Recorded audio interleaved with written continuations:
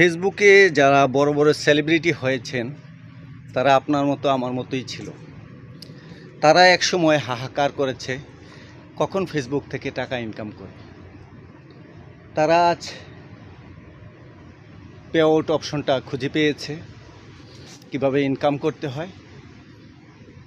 এখন আগে চিন্তা করেছিল তারা যে কিভাবে টাকা পাবো, কাকে ফলো করলে আমরা টাকা পাবো, কিন্তু আজ তারা